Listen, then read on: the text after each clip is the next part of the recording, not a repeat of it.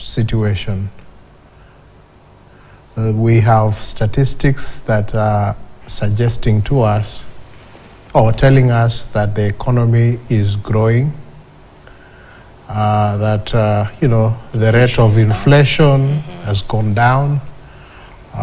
Certain prices of basic commodities have gone down, and so you would expect that in that environment there would be jubilation and there would be excitement. But clearly the mood in the country is getting gloomer. And so the question would be, is it a failure of communication, or is it a reflection of where the shoe pinches the mwananchi more? Yeah. And I think that I hope that this State of the Nation address by the President will then focus on some of those.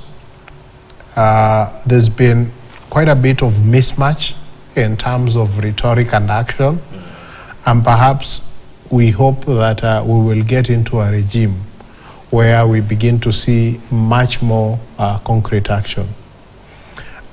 I have interacted and I've had the opportunity to look at some of the proposals that the government has made from the time that it came into office, considering that at that point I was serving the Law Society as the president, and one of the things that we do as a law society is to monitor closely legislation and policy. And the one thing that is, to me, obvious is the fact that there is a rush in the manner in which we are enacting legislation. I have seen what the committee is now doing with the current tax proposals, having learned from previous attempts to pass legislation that has been knocked down by the courts, and I think that they are engaging in public participation and going to the widest possible areas. True.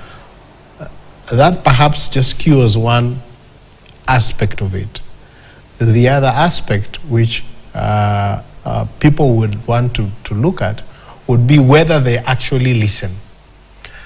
If you follow what is happening, and I've followed what is happening in some of those forums, is that the people are more concerned about any additional tax measures.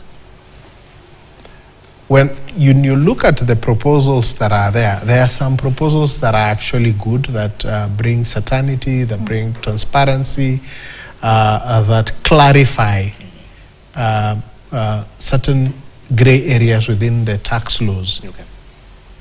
But I'm beginning to think that it is becoming extremely difficult for people to see the good because of maybe one or two proposals that are contained in that proposed amendment that seek to increase our tax revenue. Okay. Now the challenge is that and let me say this, for example, if you look at what we want to achieve with regards to universal healthcare, the concept is extremely beautiful. It is something that we should actually move towards. But there is a problem with implementation. Okay. And these implementation challenges are now translating into a lack of trust on the part of government.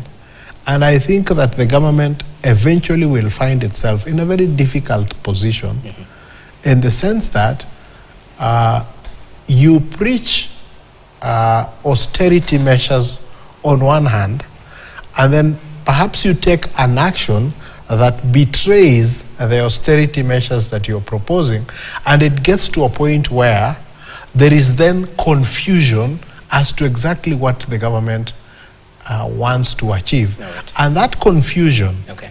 is something that the president will be required to address, so that then he can refocus the country and probably earn the trust of Mwananchi, so that when he says this is what a government is going to do, then people actually expect that that is what is going to be done, and they see it being done, so that they ought to be more faith in action than in the words that are being uttered.